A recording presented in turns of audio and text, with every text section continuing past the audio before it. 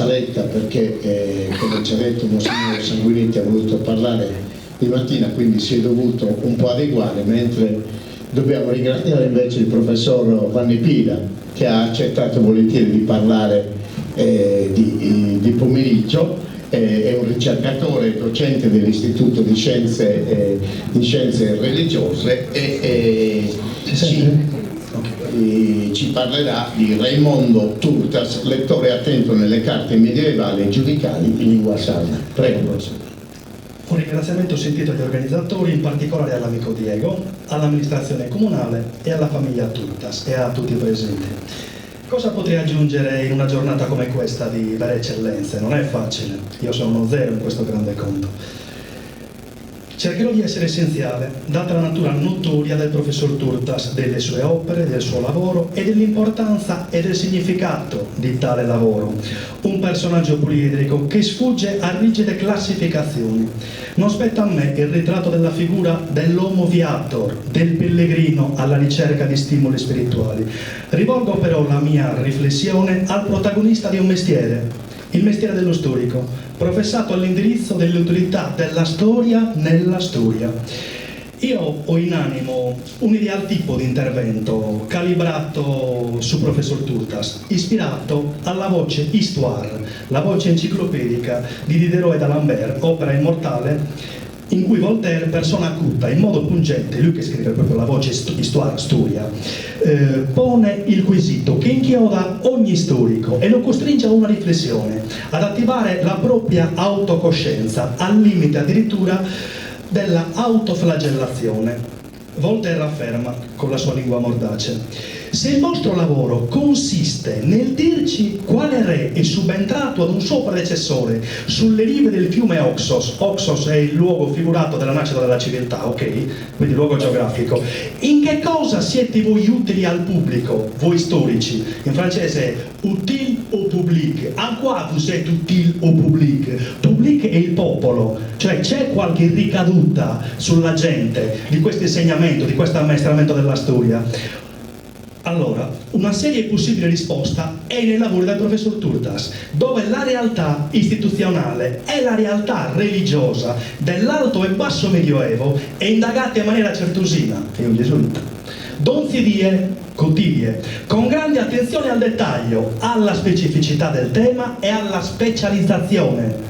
Questo è il quid pluris del professor Turtas. Siamo al cospetto di un raro talento e di un impeccabile metodo di indagine, così che il campo della storicità è abilmente dissodato, assolvendo il compito principale del dovere di insegnare, che è quello di farsi capire, ma dopo aver studiato molto, molto e bene, e insegnare a chi ne sa di meno, diffondendo informazioni non rancide, ma dense di validità, utilizzabili attraverso una grammatica elementare. La responsabilità di un mestiere, quindi, come atto di servizio messa a disposizione del popolo.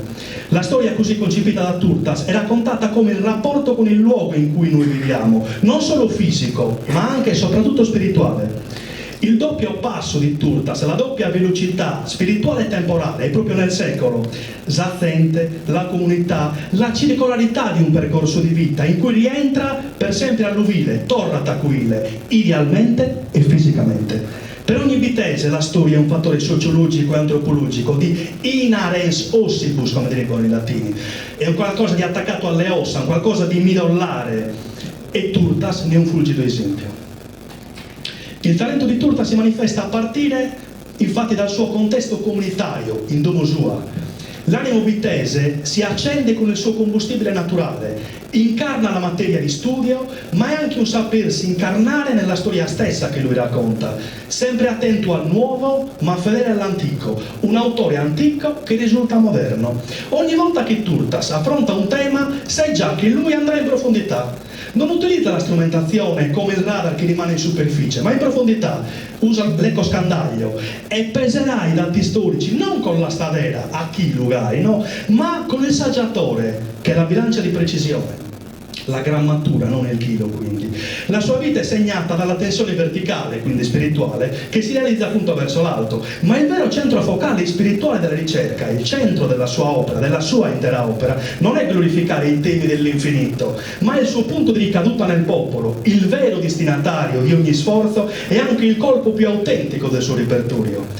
Nello scrivere, prima di dare alle stampe un lavoro, compie questa operazione sempre. Adesso leggo questo è Turtas che parla, leggere ripetutamente l'intero manoscritto, quindi scritto a mano, per conferirgli maggiore leggibilità.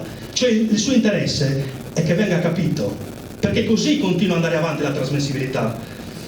Smetto di decantare le spoglie mortali per non cadere nella facile geografia, allora che santo, no? Perché abiti, secondo l'intonazione e l'ironia, allora che santo uno si offende, che adesso santo è credo, santo è pazza, quindi massimo rispetto. E andiamo alla lezione dello storico. Prende la penna per descrivere il Medioevo attraverso una meditazione profonda, in cui ci restituisce un'immagine diversa dei secoli oscuri, di quella teologia che nel Medioevo raggiunge il culmine mai più eguagliato.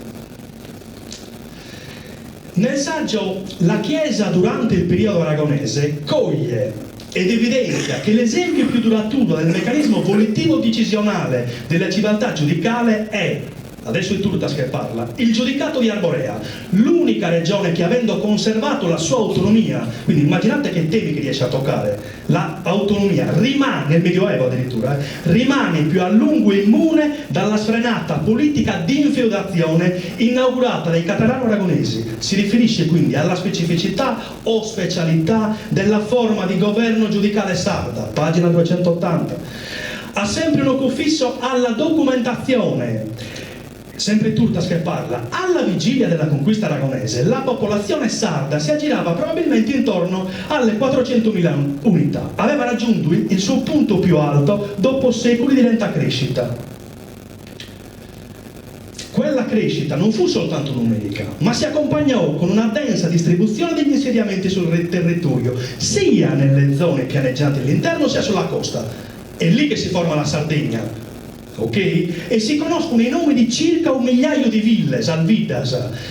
Notare l'esattezza del linguaggio, perché come diceva Galileo, la scienza è l'arte del distinguere, e la prima distinzione avviene nel linguaggio, non parla di borghi, parla di ville, salvitas, attenzione a non confondere. La fine, questo è Turtas di nuovo, la fine del periodo aragonese è invece qui da contraltare, quando eravamo noi padroni in autonomia, in autogoverno, civiltà giudicale, abbiamo raggiunto una densità demografica e la costruzione di ville. Da contraltare la fine del periodo aragonese è invece segnata dal fenomeno inverso. Ebbe come risultato una contrazione demografica di proporzioni talmente sconvolgenti da far registrare l'abbandono di 650 ville salvitas, e torniamo lì, e la riduzione della popolazione a circa 250.000, quindi da 400.000 unità a 250.000. Questi numeri, questo sono io, questi numeri, si badi bene, non sono un'erudizione barocca, né l'eccesso di statistiche, ma la misurazione di dati che scaturiscono da un passaggio storico cruciale, che segna un prima e un dopo, e nel dopo l'isola non sarà più la stessa. Nell'opera di cui ha parlato professor Sanna stamattina, l'opera appunto di Turtas, Storia della Chiesa in Sardegna dalle origini al 2000, si occupa in particolare di pontifici, li cito così al volo, ma per farvi capire che aveva sempre l'occhio fisso alle istituzioni. Gregorio Magno, Gregorio VII, Innocenzo III, Bonifacio VIII, questi si assomigliano perché sono quelli che hanno un particolare rilievo istituzionale anche nella vita civile, quindi non solo il Sacre Santo Prete, ma anche nel sagrato. E sono queste le intuizioni che a me piacciono di Turtas. Quindi non solo pontefici, però descrive i contrasti in seno qua a Sardegna alle diocesi sarde, conflitti tra vescovi, conflitti di interessi, attenzione, pagina 233. E dice tutti i condaghi, lui poi si occupa in particolare di quello di San Pietro di Sirchia, è il massimo esperto di queste carte. Tutti i condaghi sono costellati di annotazioni di queste Turtas evidenziate come quertus, cioè la littera controversia giudiziaria, risolta poi dalla corona, che è il tribunale giudicale. Vedete anche la specificità, cioè non si occupa di cose ecclesiastiche, ma di cose strettamente giuridiche, perché alla fine la battaglia è sempre sul diritto ed è una battaglia sempre giuridica, e questo è il quid di pluris. Infatti ha sempre una precisione e una nettezza di linguaggio anche nei termini giuridici.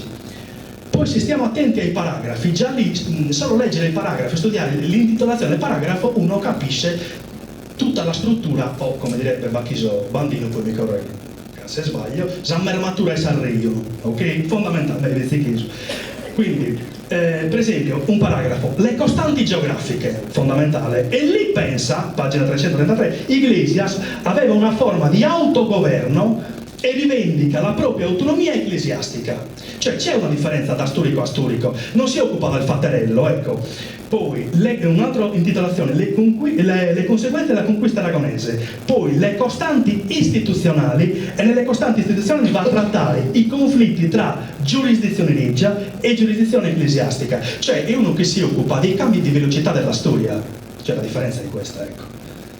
Non è un semplice menestrello, ecco. È fondamentale, una volta che uno storico va a tinteggiare la condizione generale, trovare l'eccezione che regge la condizione generale, è quello il gioco. E dove la trova? La trova sempre ad Arborea, nel paragrafo intitolato Un'eccezione, il giudicato di Arborea. Questo è sempre Turtas. Nel giudicato d'Arborea non c'è una massiccia penetrazione monastica rispetto agli altri giudicati. In questa atmosfera di perdurante estesa litigiosità non può passare inosservata la vistosa eccezione che rappresenta il giudicato di Arborea, perché il giudice arborense, per evitare l'insorgere delle contese giudiziali, aveva posto una clausola sulla nomina del priore del più importante monastero del giudicato di Santa Maria di Bonarcado. Quindi se forte è il potere politico, anche il potere ecclesiastico segue. Se è debole il potere politico, il potere ecclesiastico si ribella. Questa è una facile evidenziatura, ma è un'evidenziatura che continua anche quando arrivano gli aragonesi, perché il giudicato di Arborea, seppure non più nella sua visione aurorale, perché stava insomma per calare il sipario anche sulla vicenda giudicale arbonense, scrive, perché gli stessi spagnoli gli riconoscono un privilegio. Nei capitoli di pace la Chiesa arborense non era obbligata, l'unica, ad abbracciare l'obbedienza avignonese seguita dai vincitori catalano-aragonesi, ma poteva continuare, sempre Turtas, a seguire quella romana a suo tempo degli antichi giudici. Fondamentale, sono dei passaggi unici. Poi, questo è un mio giudizio per quello che può contare. La pubblicazione della storia della Chiesa in Sardegna è essa stessa opera di evangelizzazione, per la sua stessa composizione. Non è un fatterello, aneddoto o curiosità, ma è sostanza, come parte essenziale di quelle identità regionali, identità in senso di valore, espressione genuina della civiltà da cui trae origine. Mi sia consentito, ma non voglio sconfinare adesso nella blasfemia, un parallelo col De Officiis Ministrorum, De Officiis che vuol dire sui doveri, perché tutta una vita sul dovere ecclesiastico e sul dovere verso il prossimo. Diciamo di Sant'Ambrogio, De Officiis Ministrorum, almeno per il genuino e lodevole intento di fornire un punto di riferimento per il clero, per gli studiosi e per tutti i cristiani. Okay? Nel saggio, sempre Turtas, la lunga durata della bolla di infeudazione della Sardegna, dal 1297 al 1726. Perché Turtas si accorge che il medioevo sardo, il medioevo giuridico sardo, è differente. Perché il medioevo non è sardo, non è fraintendibile, perché è marcatamente differente. Pertanto si può capire attraverso dei distinguo e delle specificazioni. L'isola, con la sua pentasecolare esperienza democratica, costituisce la prova degli sviluppi storici che avrebbero potuto verificarsi in condizioni alternative a quelle feudali. Si differenzia da quello del resto dell'Europa a partire dalle sue condizioni storiche, perché quando crolla l'impero romano d'Occidente nel 476, noi non siamo nella Pars Occidentis, siamo nella Pars Orientis, siamo in altre parrocchie, quindi un'altra parrocchia, perché seguiamo proprio quelle vicende istituzionali.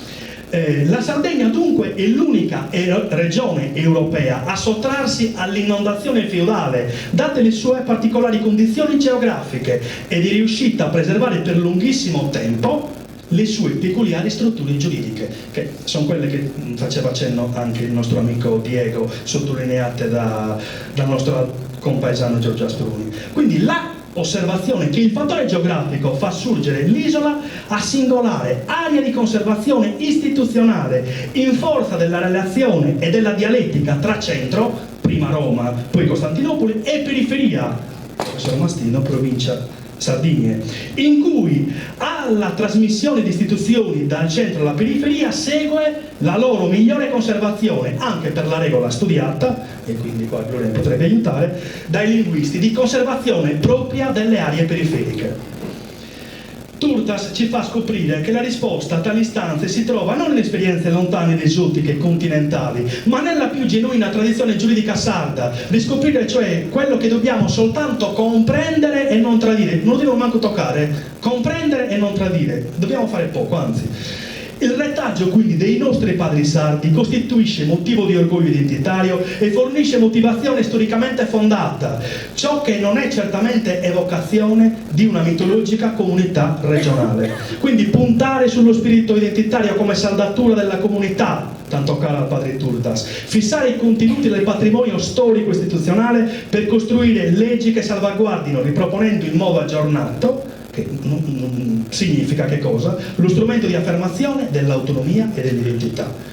E si tratta non semplicisticamente di tornare su connotto, ma di recuperare proprio questa identità istituzionale. Quindi secondo Turtas, che si concentra proprio sull'elemento vitale della nostra civiltà isolana, Zalvidas, occorre studiare la forma di governo giudicale come modello per attuare una sorta di democrazia partecipativa, dove nessuno rimane escluso. E dal punto di vista scientifico, dal punto di vista politico, riprendere il cammino rivendicativo, ne avete parlato stamattina, no? Anche a livello caratteriale del professor padre Turtas, in modo che si possa offrire il modo migliore per trovare soluzioni efficaci a grandi problemi attuali.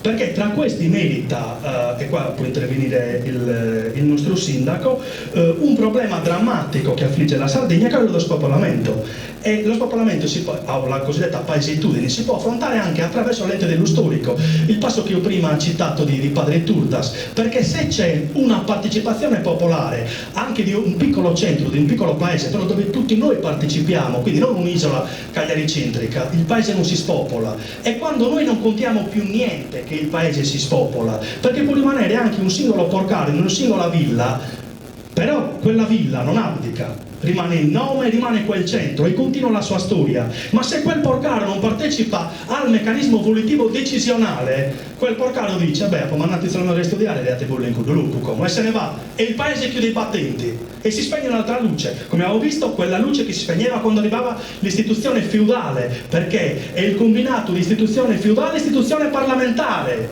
che non è l'istituto conciliare sardo della corona o l'assemblearismo romano delle province romane. Perché in Sardegna la crisi demografica, ovvero lo spopolamento, e l'abbandono selettivo delle comunità locali arriva appunto con il feudalesimo, lo stavo accennando poc'anzi, che scaccia l'ordinamento a sovranità civica. Comunque i lavori, se no mi dilungo troppo, i lavori di Turtas ci aiutano a comprendere meglio la portata appunto di questo regresso democratico. Adesso arriviamo a noi, al paese, no?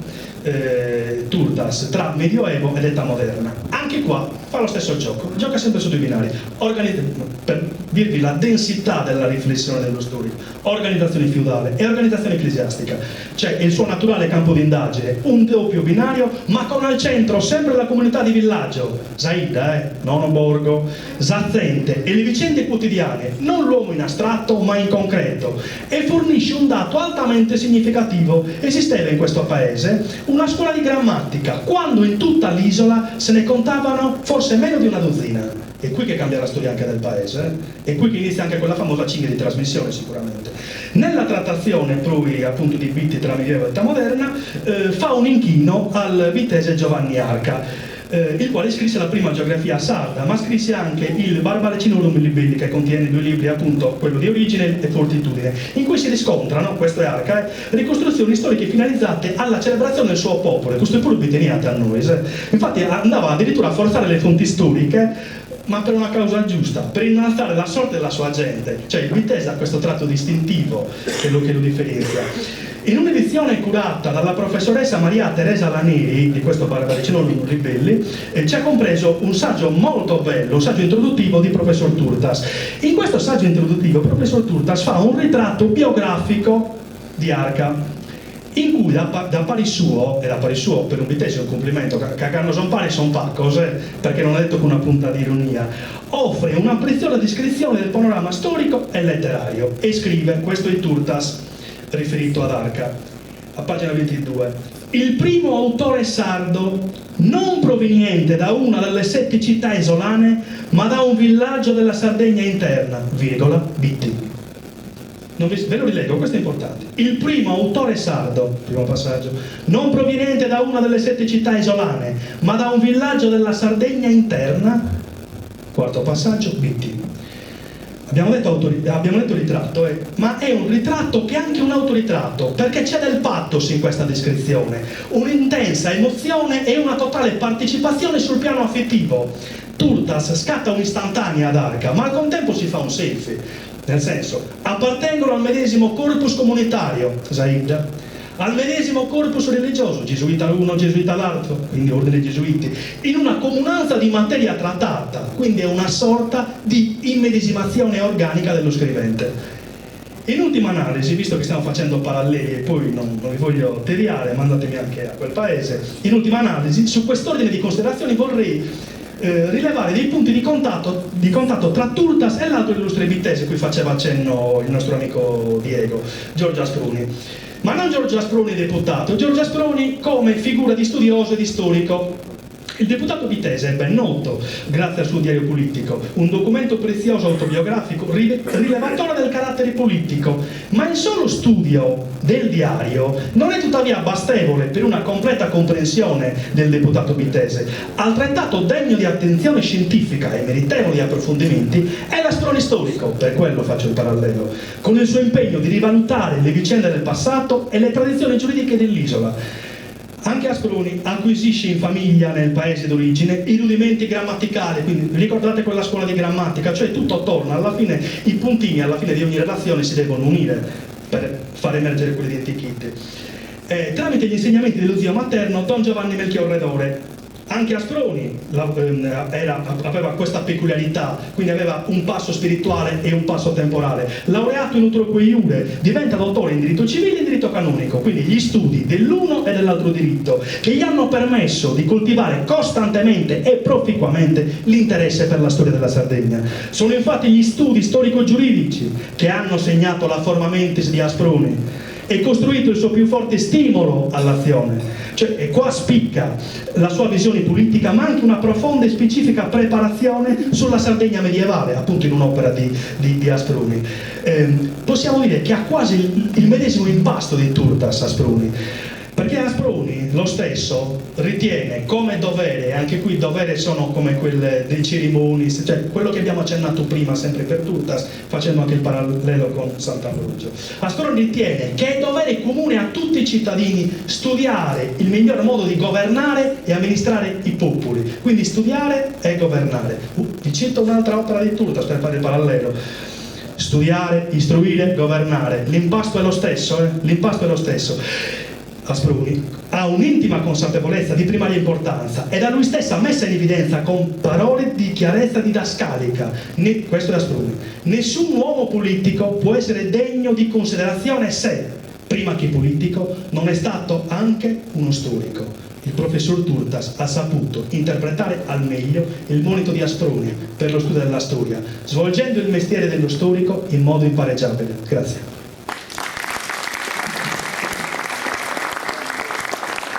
Grazie a lei, professore. Bene.